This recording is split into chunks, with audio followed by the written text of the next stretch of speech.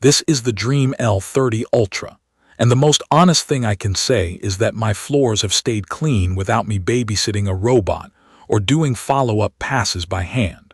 It just handles the routine mess that normally nags at me, and it does it with very little effort on my part. I would put this in the category of a set it and let it run robot vacuum that also mops. It is for people who want their space to stay consistently clean without constant tinkering.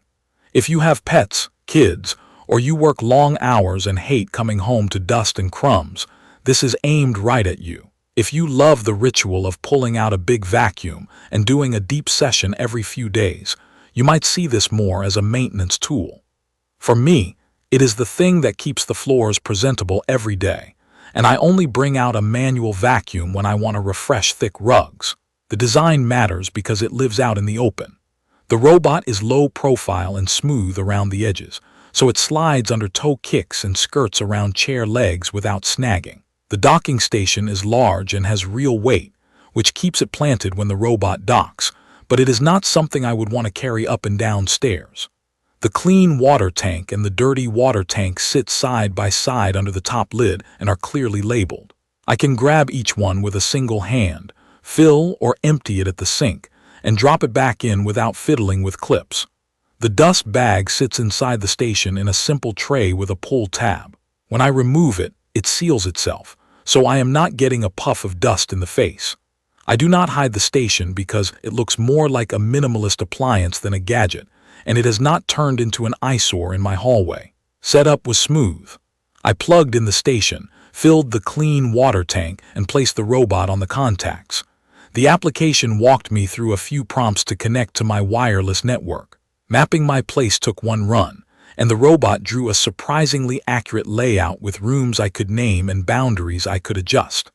I set a couple of no-go zones, like around my dog's bowls and a tangle of cables by the media cabinet, and those rules have stuck. If I do not feel like opening the application, there is a physical button on the top of the station that starts a cleaning run. That is helpful for house sitters or guests who do not want to install anything. Responsiveness is quick. From tapping start to hearing the robot roll out is just a few seconds. The pathing is methodical. It outlines the edges of a room, then fills in with straight lines, and it remembers where it left off when the battery runs low. On a full charge, I get around 150 minutes, which covers my mixed floors in a 2-bedroom space.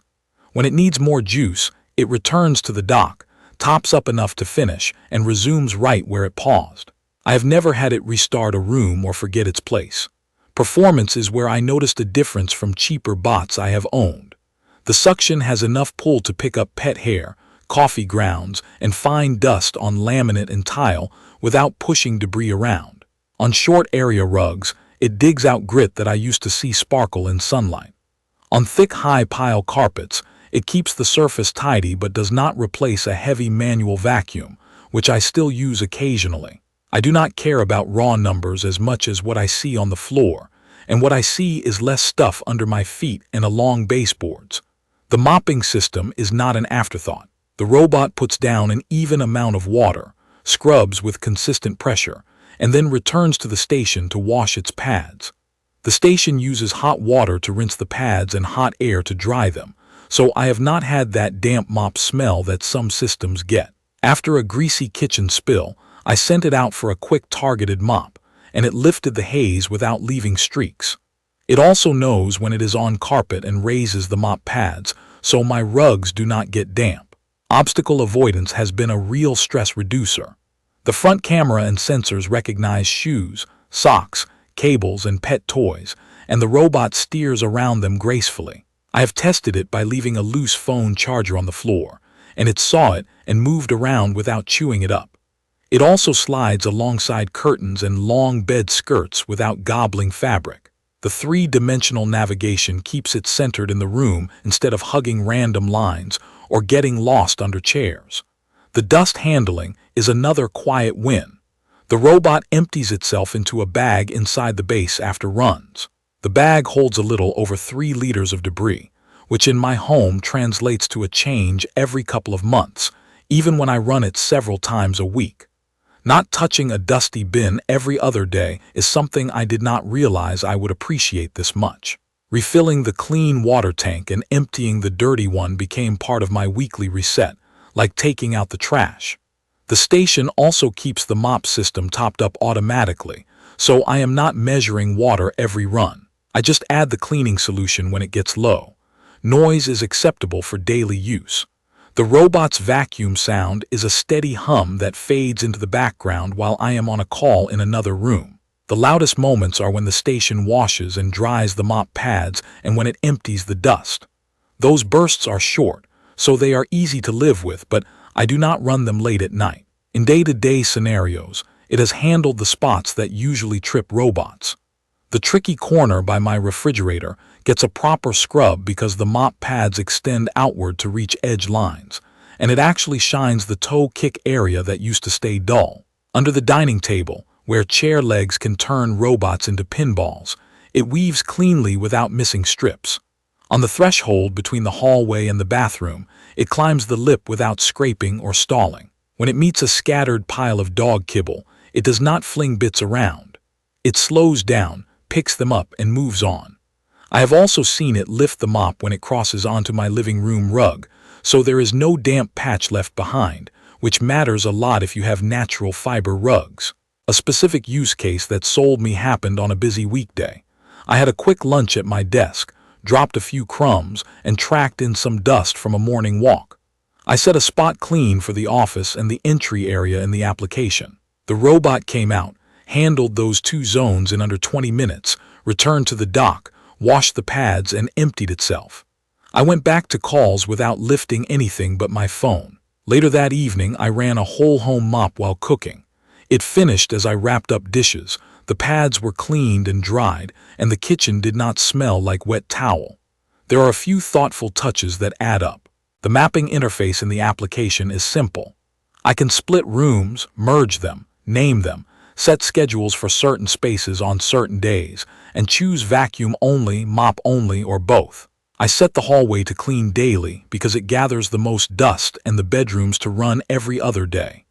If something spills, I tap a small rectangle on the map, and the robot goes exactly there. The bumpers are cushioned and do not leave scuffs on furniture.